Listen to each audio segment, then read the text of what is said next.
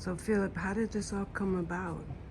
So the director of Station F had been talking with my studio Roxanne for a few years actually about doing a takeover here, because Station F is such an amazing, huge space, obviously a hub for entrepreneurs and creative, young creative startups and things. And it's also a place with other monumental artworks such as the giant Urs Fischer sculpture behind over there. It's also got some works by Takashi Murakami and also Jeff Koons, big work. So it's quite an interesting, like, sort of train station like space with these big art pieces. So it felt like an interesting place to show, which wasn't a traditional gallery. So we'd been talking about it for a few years, and it was cool that it happened now in time for the Olympics. So the show will run for 2 months. It's a selection of 8 steel sculptures that are placed some outside and some inside the main space. Walk me through from the end. Okay, so here we've got the Lobster Fountain, one of my classic homages to Marcel Duchamp, one of my heroes. My persona, the lobster, this sort of productified self, like ready-made self, was very inspired, I guess, by Duchampian theory, and I felt this connection to the idea in the past and everything, in a way myself breaking through my reference literally and breaking sort of through it was a sort of so it felt very truthful to my own mind and my influences and things. So I was obviously very inspired by Duchamp. I studied philosophy and the concept of the fountain was important for me, and obviously you can see the signature here in 1917, but here it's obviously rendered like a sort of toy, but in steel. And what about the eggs? Well, the egg suit is actually a fried egg suit. You may remember I used to wear the fried egg suit. So when I transformed into becoming a lobster, I felt I should wear my own clothes. So the egg suits are my own suits I used to wear a lot. You can see some giant ones up here. There's a big vinyl of the lobster fountain, and also I'm obsessed with sunflowers. For me, my work at best can homage the power of a sunflower. Sunflowers are for me, like my religion. So you can see I'm reinventing a still life genre It's great. here. Almost looks like an egg in the center of the Yeah, sunflower. It's true. The sort of abstracted cartoon sunflowers. It's definitely like Leger is an artist I'm obsessed with, and it's really interesting looking at Leger sunflowers because he very much also productified and redefined these symbols, but in a very like cartoon, light, comical, fresh way. And I guess like he's a big influence on me. But he also did quite like interesting productified, like abstracted sunflowers. So here we've got the banana work. Obviously, the banana is a great symbol.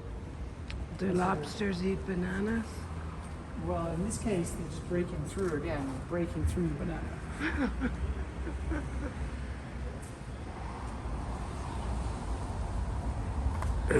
Lobsters are, protagonists of surrealism.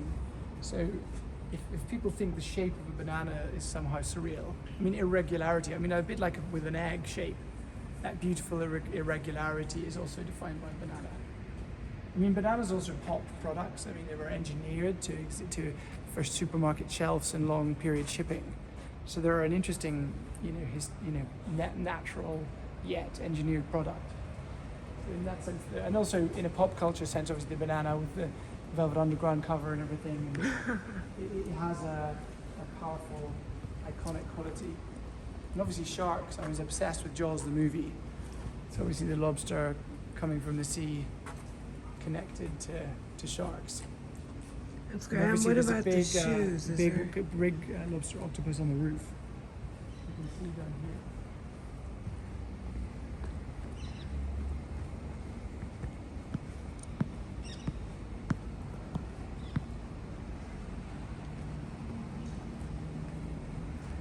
It's really cool, the texture of the sculpture. This Urs Fischer sculpture has got amazing texture.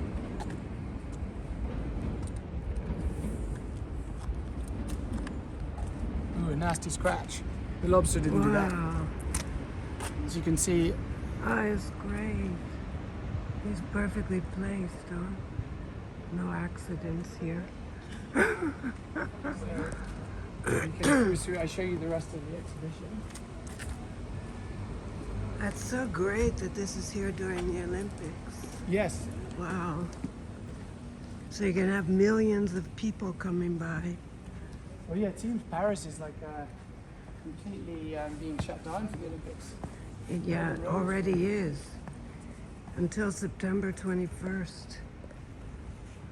Can you imagine 15 million extra people? Yeah, that's bonkers. I like the way your name is on the window. Yeah, it's like cartoon inflated. Yeah, Self-inflated. yeah, I like that. Better than being deflated. Yeah, I'll say. Inflated. Perfect. The stage prior to deflation. So we do a quick tour. So we start with lobster octopus. You can see the vinyls at the back. Yeah.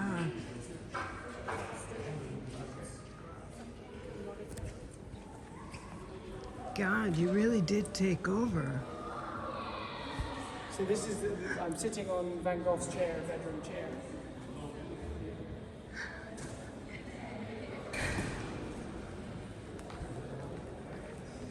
I can't believe I've never been here.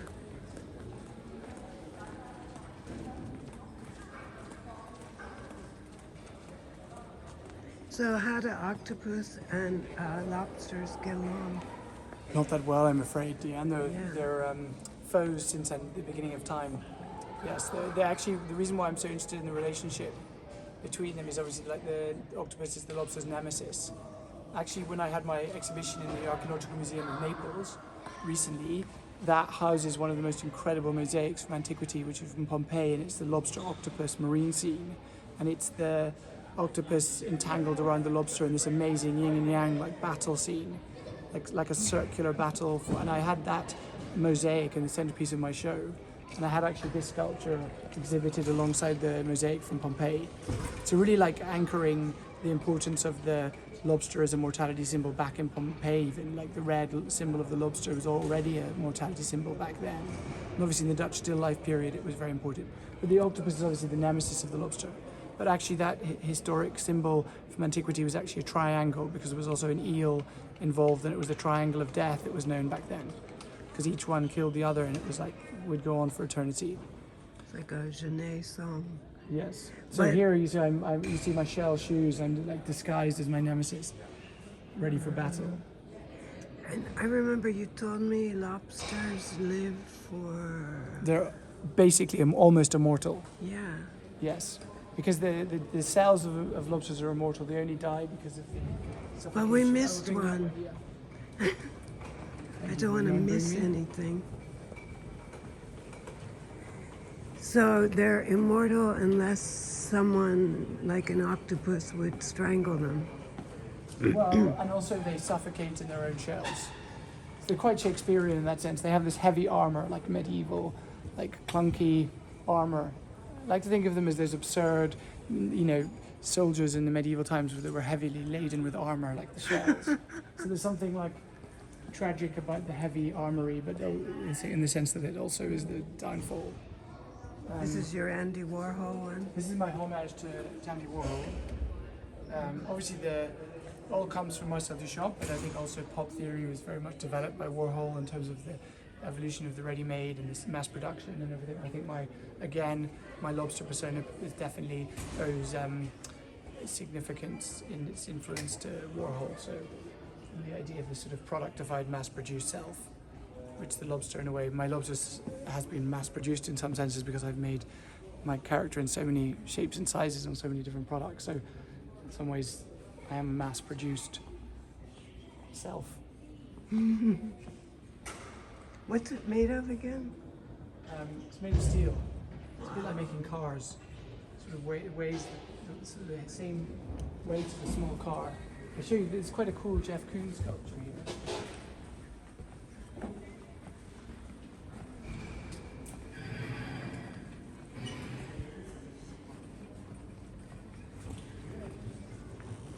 These are actually chairs I designed years and years ago, the shark chairs. You have some in your studio, no? Yeah, exactly. And this is the Jeff Koons Steve. Ice cream? What is It's it? like Play-Doh, kids Play-Doh. All right. Yeah. That's a really cool work. It was actually just with Jeff Koons in Hydra, and Oh, he was really? telling me that his obsession with lobsters was the fact that he thinks of them as like acrobats because of the claws, like the holding up of doing like tricks on tight Had you ropes. ever thought of them like that? No, I'd never thought of them like that, definitely. neither. But he was also very connected to Dali, and he felt very deeply associated with Dali in terms of his influence on lobsters. Because last time I saw you in your studio, you were talking about submerging yourself in. You haven't done that yet. Okay. I've been trying, but basically everyone thinks I'm so mad and wanting to do it. So I'm still struggling to get. It's definitely, I've blueprinted it all and sketched it all out. So I definitely want to have my conversation with the lobster, the scientifically monitored one. Yeah. You know, so it definitely, hopefully, will happen. I also had another idea for another crazy Scottish project with Loch Ness, but I haven't done that yet either. Flower. That's great. Flowers are about mortality also. A bit Well, more they- transient. They're not immortal like lobsters, though. They're the They're not total almost opposite, immortal. No? They're the total opposite, yes. Yeah. So That's great. opposites attract. It's so joyful, your work. Well, I think so. I'm quite anti-pretension. I think we have to It's fight just- pretension. Yeah. No, it's just joy. I bet kids go crazy, no? Yeah, well, my kids have actually been distributing my little mini sculptures in their school. How old are your And kids? They're here. There's like 8 and 7. Okay, they're perfect for my theme. I'm going to tell you Okay, I can't later wait. at dinner. Okay, so this is the second last one, the lobster sunflower sculpture. Again, I often say the greatest power of art for me can be to homage the power of a sunflower. That's a work by Takashi Murakami. You see, it's quite freaky, this one. Ah, yeah. See the feet.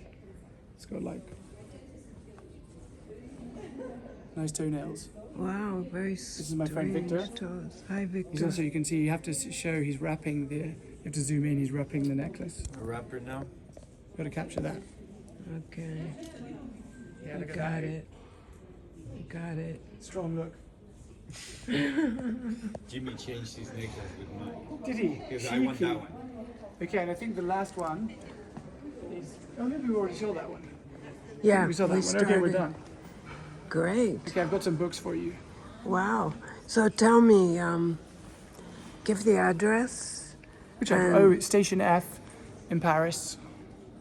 Yes. How actually do they don't know get the here? address. What's the easiest 5 way? Allen Touring. Turing Avenue or something. Okay. You Yeah. can take the metro, Take the metro, Chevrolet. Yeah. The Lobster it's Express. Lobster Express here for 2 months. Yes. So if you're in Paris, Yeah, if you're in During Paris, the- come visit. and if they're not, what's your Next website? exhibition, I've got a big exhibition in Korea in September. Ah, great. Possibly my biggest outdoor exhibition yet. Should be pretty bonkers. Fingers Where? crossed it all in the city centre. It's a takeover of city centre. Wow. In In my Seoul? biggest outdoor sculptures yet. Yeah, for Freeze Seoul. And Really? then also after that, I've got a big takeover of Macau as well. Wow. You're like unbelievable. Trying. Taking over the planet. Little I by love little. it. Well, thanks for coming to Paris. Of course, my pleasure. My name is French. It's the origin of the lobster. Okay. And your website is? Philip Colbert. Okay. .com. Great. Thank you.